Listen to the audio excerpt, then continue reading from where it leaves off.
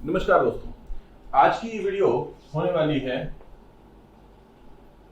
गांधी पर। गांधी पे हमने एक पहले भी वीडियो बनाई है। ये कंक्लूडिंग वीडियो है जिसमें कि हम पहले गांधी के कॉन्सेप्ट को क्रोनोलॉजिकल ऑर्डर में करेंगे और उसके बाद इससे संबंधित क्वेश्चन आंसर को देखेंगे।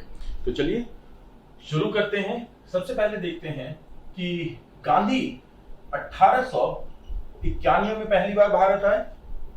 फिर उसके बाद 1901 में उन्होंने कांग्रेस का सेशन अटेंड किया।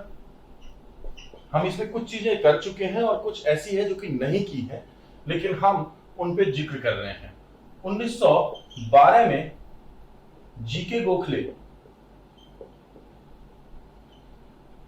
इंग्लैंड गए थे, जिस वक्त वो गांधी से मिले। इस वक्त गांधी भी इंग्लैंड में थे। इसके बाद 1915 9 जनवरी जब गांधी का भारत आगमन हुआ, इसको आप जनरली पढ़ते हैं गांधी के भारत आगमन के रूप में, और यही भारतीय प्रवासी दिवस के रूप में भी सेलिब्रेट किया जाता है, क्योंकि गांधी वो प्रथम प्रवासी भारतीय माने जाते हैं जो कि फिर भारत आए। उनको पीटर मारिट्सबर्ग, ये एक स्टेशन था साउथ अफ्रीका में, जहां पर कि उन्हें ट्रेन से धक्का दे दिया गया था, और उस घटना के बाद उन्होंने ये ठाना कि वो इस रंग भेद और ब्रिटिशर्स की भेदभावपूर्ण नीति के खिलाफ बोलेंगे। सत्य और अहिंसा के साथ उन्होंने हिंद स्वराज के पथ पर आगे बढ़ करके कार्य किया। उन्होंने साउथ अफ्रीका में अपने विचारों को जागृत करने के लिए, अपने विचारों को लोगों तक पहुंचाने के लिए एक यंग इंडिया नाम का पत्रिका भी प्रकाशित किया। इसके अलावा वो नेटाल कांग्रेस के सदस्य बने। ये सारी चीजें वो हैं जो उनके उस क्रोनोलॉजिकल ऑर्डर में है जब वो भारत आए तब तक। भारत में आने के बाद की अगर हिस्ट्री को देखें तो उसमें 1917 में चंपारण में अनुग्रह नारायण सिंह, ब्रज किशोर और राजकुमार शुक्ला, राजेंद्र प्रसाद, ये सारे लोग थे जिनके सहयोग से उन्होंने इंडिगो मूवमेंट, इसे किस नाम से जाना जाता है, नील आंदोलन, इंडिगो मूवमेंट, जो वहां के लोग जो इंडिगो कल्टीवेटर थे, यानी कि जो नील की खेती करने वाले लोग थे, उन पे एक नियम बना दिया गया था कि सभी के लिए जरूरी था 3/20 भाग पर नील की खेती करना। अब कुछ लोग नहीं भी करना चाहते थे, उन पे अंग्रेज दबाव डाल रहे थे। इस कारण से गांधी जी ने वहां जाकर के सत्याग्रह चलाया। ये गांधी जी का सबसे पहला सत्याग्रह था, क्षेत्रीय था। इसके बाद में दूसरा मूवमेंट अहमदाबाद शहरी क्षेत्र में, वहां पे अहमदाबाद के मिल मजदूर थे जिनके लिए मूवमेंट चलाया गया, क्योंकि उनका बोनस बंद कर दिया गया था।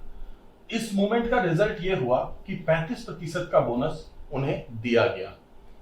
यह अहमदाबाद सत्याग्रह था। तो पहले ग्रामीण, फिर शहरी, जो 1918 में फरवरी में हुआ। इसके तुरंत बाद खेड़ा। जिस वक्त अहमदाबाद सत्याग्रह चल ही रहा था, उसी वक्त में खेड़ा और अहमदाबाद दोनों ही गुजरात में है। तो जो वहां पे जो खेड़ा के अंदर जो कल्टीवेटर्स थे, जो किसान थे, उनके लिए छूट दी जाती थी राजस्व पे, उस छूट को बंद कर दिया गया। तो इसको बंद करने के कारण वहां पे लोगों ने विद्रोह किया, और उस मूवमेंट में गांधी ने जाकर के उसमें पार्टिसिपेट किया, और इसे खेड़ा सत्याग्रह कहा जाता है। अब यहां पे समझना जरूरी है कि अंग्रेज जो थे वो टेनेंसी एक्ट लाते थे, यानी जो लोग टेनेंट हैं, जो खेती कर रहे हैं, उनके लिए नियम बनाए जाते थे। ये टेनेंसी एक्ट आया इस चंपारण सत्याग्रह की वजह से। अहमदाबाद में 35% का बोनस दिया गया बिकॉज ऑफ अहमदाबाद सत्याग्रह। और खेड़ा सत्याग्रह जो था, उसका रिजल्ट हुआ कि जो पहले से जो राजस्व में छूट मिल रही थी, उस राजस्व छूट को कंटिन्यू किया गया। हाँ, हालांकि इनमें से पूर्ण रूप से अपनी सभी मांगे मनवाने में गांधी असफल रहे, लेकिन इसका एक महत्वपूर्ण रोल रहा।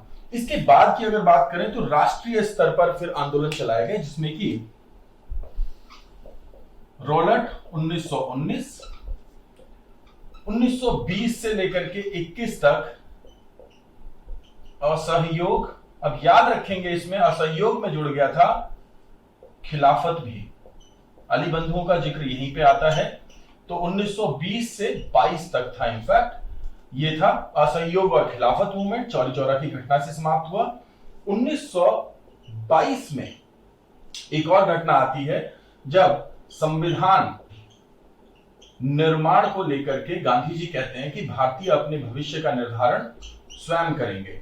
1924 यहां पे बेलगांव का जिक्र आता है, जब बेलगांव अधिवेशन कर्नाटक में गांधी जी ने कांग्रेस सेशन की अध्यक्षता की, एकमात्र यही टाइम था। इसके बाद में 1928 का टाइम आता है जब वल्लभ भाई पटेल इस सत्याग्रह को 1928 में बारदोली लेकर के गए और ये था बारदोली सत्याग्रह। तो गांधी के एक्चुअली ये जो 3 मूवमेंट थे, ये गांधी का रिक्रूटमेंट मिशन था, जिस वक्त उन्होंने नए लोगों को अपने कार्य के साथ रिक्रूट किया। तो आप यहां पे देखें, ये है रोलर सत्याग्रह, ये है असहयोग सत्याग्रह, इसके बाद बारदोली सत्याग्रह। इसमें जनरली वो लोग शामिल थे जो इस दौरान गांधी से मिले थे और उसके बाद गांधी ने ये मूवमेंट चलाए थे। बारदोली सत्याग्रह जिसमें सरदार की उपाधि दी थी वल्लभ भाई पटेल को। इसके बाद आते हैं हम 1930, जिस वक्त हमने बात की है किसकी, सॉल्ट मूवमेंट की, जिसे हम किस नाम से जानते हैं, हम इसे जानते हैं सविनय अवज्ञा आंदोलन के रूप से। तो सविनय अवज्ञा आंदोलन चलाया गांधी जी ने। इसका रिजल्ट क्या हुआ, 11 पॉइंट फॉर्मूला रहा। हमने बात की थी कि सविनय अवज्ञा आंदोलन में कुछ ऐसे तरीके थे जिनसे अवज्ञा की गई थी, जिनके कारण अंग्रेजों ने जेल भरो मूवमेंट चालू कर दिया और जितने भी किसान, जमींदार और दूसरे लोग थे उनको जेल में डाल दिया। अब इतने बड़े लेवल पे ये प्रॉब्लम हो रही थी कि गांधी को इस मूवमेंट को वापस लेने के लिए सोचना पड़ा। इसके बहुत सारे दूसरे भी कारण थे, साथ में अंग्रेज भी चाहते थे कि इस मूवमेंट को वापस ले लिया जाए और गांधी सेकंड गोलमेज सम्मेलन में शामिल हो। 1930, 31 और 32 ये 3 गोलमेज सम्मेलन थे। गोलमेज सम्मेलन क्या होते हैं, भारत के अंदर संवैधानिक पृष्ठभूमि आगे की क्या होगी इसको निर्धारित करने के लिए ब्रिटेन के अंदर गोलमेज सम्मेलन होते थे। गोलमेज का मतलब हुआ सभी को बराबर का दर्जा दे करके और तब डिस्कशन होते थे।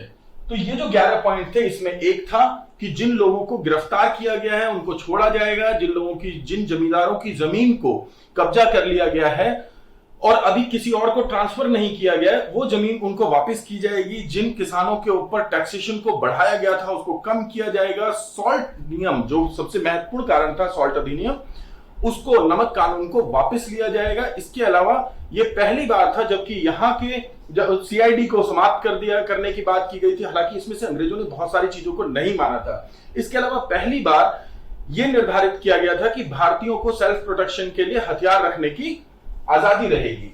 तो ये सारे पॉइंट लेकर के गांधी और इरविन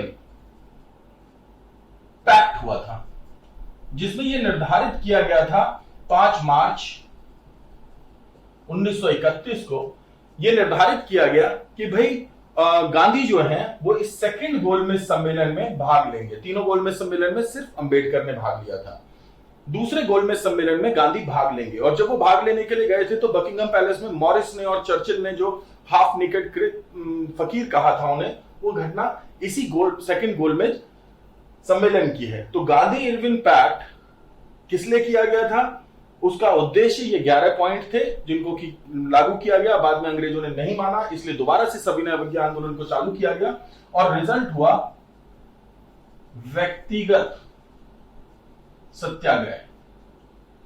व्यक्तिगत सत्याग्रहियों में 1932 और 33, जिसमें कि इंडिविजुअल सत्याग्रह चलाए गए, जिसमें विनोबा भावे और जवाहरलाल नेहरू ये शुरुआती सत्याग्रही थे। इसके बाद में आपको यहां पे याद रखना होगा गांधी से जुड़ा हुआ 1942 जब क्रिप्स मिशन भारत में आया तो गांधी ने इसे पीडीसी यानी पोस्ट डेटेड चेक कहा और भारतीय मीडिया और जवाहरलाल नेहरू ने उसमें एक शब्द जोड़ दिया कि जिसका बैंक ही दिवालिया हो चुका है।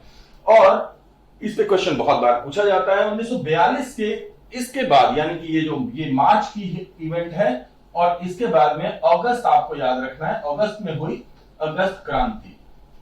अगस्त क्रांति नाम दिया जाता है भारत छोड़ो आंदोलन को, क्योंकि 8 अगस्त को इस क्रांति को चालू किया गया था बंबई से, और 9 अगस्त को वो पहला दिन था जिस दिन की क्रांति रोड पे उतरी, और इस दिन सारे बड़े नेताओं को बंद कर दिया गया था। इसलिए इसे एक नेतृत्व विहीन मूवमेंट यानी कि लीडरलेस मूवमेंट भी कहा जाता है, क्योंकि द्वितीय स्तर के नेताओं ने इसे जारी रखा था। उषा मेहता ने एक रेडियो चलाया जिसे कि कांग्रेस का छुपा हुआ रेडियो कहते थे, उससे लोगों को जोड़ने का काम किया गया। तो गांधी के जीवन के ये मूवमेंट्स हैं जिनको कि आप क्रोनोलॉजिकल ऑर्डर में याद रखेंगे। हालांकि इसके अलावा भी बहुत सारी चीजें हो सकती है, पर आपके पेपर पर्पज से ये इनफ होगा। अब देखते हैं इससे संबंधित कुछ क्वेश्चन जो पूछे जाते हैं आपके पेपर में और जो प्रीवियसली पूछे गए हैं उनको डिस्कस करते हैं। चलिए शुरुआत करते हैं।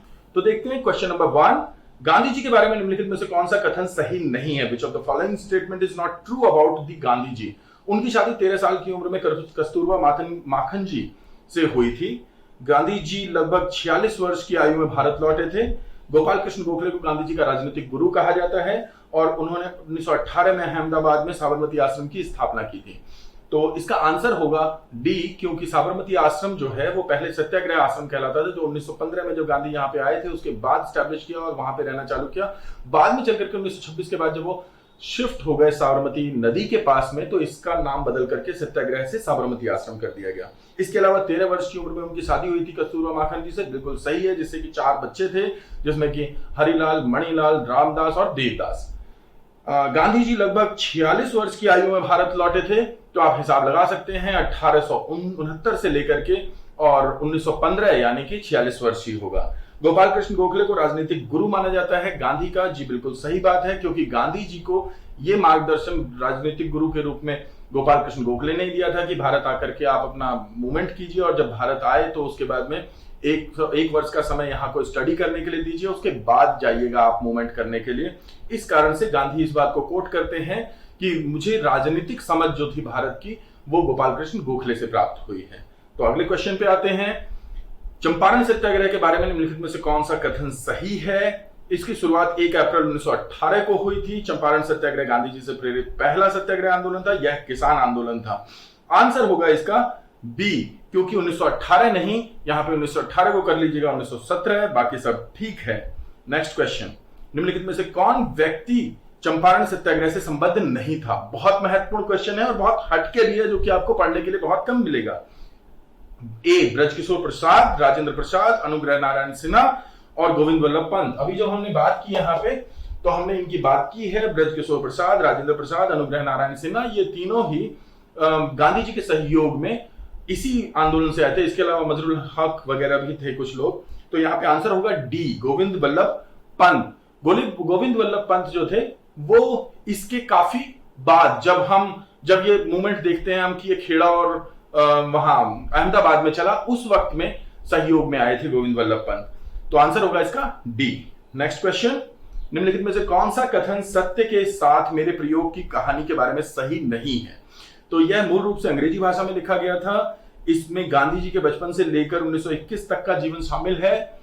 यह पुस्तक मूल रूप से 2 खंडों में प्रकाशित हुई, पहली 1927 में और दूसरी 1929 में। अब यहां पे आंसर होगा इसका second and third are right और फर्स्ट इज नॉट राइट, क्योंकि जो अंग्रेजी भाषा में अगर ये कहा जा रहा है कि ये जो बुक है इसे मूल रूप से इंग्लिश भाषा में लिखा गया, विच इज नॉट राइट, बाकी सभी ये ठीक है। सत्य के साथ मेरे प्रयोग को गुजराती एक्सपेरिमेंट और हिंदी एक्सपेरिमेंट के साथ किया गया था, तो it was not written in English basically. निम्नलिखित में से कौन भारत में गांधी जी का दूसरा सत्याग्रह था? तो पहला हमने बात की किसकी? चंपारण की, दूसरे की अहमदाबाद की, तीसरे की खेड़ा की। इसको याद रखिएगा, ये ग्रामीण था, ये ग्रामीण था, दोनों के बीच में एक शहरी था, कंफ्यूज नहीं होंगे। अहमदाबाद खेड़ा से पहले था। तो आंसर हो गया इसका बी, अहमदाबाद मिल हड़ताल। नेक्स्ट क्वेश्चन, भारत में ब्रिटिश राज के दौरान किशोर कठिया, प्लीज इसको करेक्ट कर लीजिएगा, ये 3 कठिया पद्धति है। तो 3 कठिया पद्धति का चलन क्या था? व्हाट वाज 3 कठिया प्रैक्टिस ड्यूरिंग? तो होता ये था, हमने बात की 3 कठिया यानी कि जो ये पिछली वीडियो में भी बात हुई थी कि 1 बीघा यानी कि 20 कट्ठा और 20 कट्ठे में से 3 कट्ठे पर नील की खेती करना जरूरी कर दिया गया था और किसान इसी का विरोध कर रहे थे। तो बिहार के किसानों द्वारा दिया जाने वाला एक प्रकार का किराया था, नहीं जी। इंडिगो को अनिवार्य खेती, यही होगा इसका आंसर। एक प्रकार का तीर्थ कर, बिल्कुल नहीं होगा, इनमें से कोई भी नहीं, आंसर होगा बी इसका। नेक्स्ट क्वेश्चन, महात्मा गांधी की मां का नाम क्या था? अब ये क्वेश्चन पहले पूछे जाते थे, लेकिन मैंने फिर भी यहां पे रख दिया है क्योंकि यूपी, राजस्थान, हरियाणा जैसे सामान्य जो 12th स्टैंडर्ड तक के पेपर होते हैं उसमें ये क्वेश्चन पूछ लिया जाता है और एक जनरल नॉलेज का क्वेश्चन है, पुतली बाई। तो नेक्स्ट आगे बढ़ते हैं। पिता का नाम करमचंद। गांधी जी को हाफ न्यूड फकीर किसने कहा था? तो लॉर्ड माउंटबेटन, क्लीमेंट एटली, रैमजे मैकडोनाल्ड या विंस्टन चर्चिल। अब अगर यहां पे तो देखिए जो ऑप्शन दिए हुए हैं इसमें आंसर होगा विंस्टन चर्चिल, पर मैंने बताया था आपको कि विंस्टन चर्चिल के एक होते थे सहयोगी, सेक्रेटरी, जिनका नाम था मॉरिस। उन्होंने ये कोट की थी कि हाफ नेकेड फकीर कहा था, जिसको बाद में रिपीट किया चर्चिल ने। तो अगर यहाँ पे मॉरिस भी ऑप्शन दिया हुआ होता तो चर्चिल की बजाय मॉरिस आपको मारना होता, इस बात को आप याद रखिएगा। नेक्स्ट क्वेश्चन, गांधी जी के नेतृत्व में आंदोलनों का सही कालानुक्रम क्या है? इसी प्रकार के क्वेश्चन के लिए आज इस डिस्कशन को लिया गया है कि कालानुक्रम लगाने के लिए, जैसे खेड़ा किसान सत्याग्रह कब हुआ? 1918 में हुआ। फिर खिलाफत और असहयोग 1920 से 22 के बीच में हुआ। व्यक्तिगत सविनय अवज्ञा 1933 में हुआ। अब ये क्रोनोलॉजी अगर ठीक बैठ रही है तो आगे ऑप्शन पढ़ने की जरूरत नहीं, क्योंकि एक से ज्यादा तो क्रोनोलॉजी अच्छी हो सही हो नहीं सकती। तो आंसर होगा इसका ए, ज्यादा टाइम वेस्ट नहीं करना है। निम्नलिखित में से कौन सही ढंग से मेल नहीं खाता है? तो गांधी इरविन पैक्ट 1931 में हुआ था, ये तो सही खा रहा है भाई मेल, मेरे को तो लग रहा है कि 1931 मार्च ही लिखा हुआ है यहाँ पे। गांधी जी ने कांग्रेस के बेलगांव सत्र की अध्यक्षता की थी 1926 में, बिल्कुल गलत है। 1924 में जो लोग तैयारी शुरू करते हैं शुरुआत में ही उनको ये बात पता होती है, और शायद ये बहुत शुरुआती क्वेश्चंस में से है। चौरी चौरा की घटना 1922 में हुई थी, 5 फरवरी को हुई थी। 22 पुलिसकर्मी मारे गए थे। चौरी चौरा गोरखपुर डिस्ट्रिक्ट के पास में चौरी चौरा स्टेशन है, वहां पे ये घटना हुई थी, जिसके कारण गांधी जी जेल में थे और बाद में पता चला उन्हें इस बारे में। तो उन्होंने कहा कि आपने आंदोलन को दूषित कर दिया है, इसलिए इस आंदोलन को बंद कर दीजिए। 11 फरवरी को इस आंदोलन को कंप्लीटली बंद कर दिया गया था। 12 फरवरी की इसकी घोषणा की गई थी, इस बात को याद रखें, फिर वरना आप 11 और 12 के बीच में कंफ्यूज होंगे। गांधी ने व्यक्तिगत नागरिक अवज्ञा शुरू की थी। व्यक्तिगत नागरिक अवज्ञा हमने बात की है यहाँ पे 32-33, तो यहाँ पे आंसर होगा 33, बिल्कुल सही है। तो आंसर आप ध्यान रखिएगा, अगर इसमें अगर 32 और 33 दोनों आंसर दिए हुए हों तो भी आप 33 ही मारिएगा, क्योंकि 32 में इसका प्लॉट रखा गया था कि व्यक्तिगत नागरिक अवज्ञा की शुरुआत की जाए और 33 में इसको लागू कर दिया गया था। तो आंसर होगा यहाँ पे इसका बी, दैट इज इट। आशा करता हूं कि आपको समझ में आया होगा। जिन लोगों ने पिछला वीडियो नहीं देखा है वो पहले पिछला वीडियो देखें और फिर उसको इसके साथ में मर्ज करके समझें। पूरी तरह से गांधी समझ में आएगा, इससे बाहर कुछ भी नहीं होगा। Thank you so much.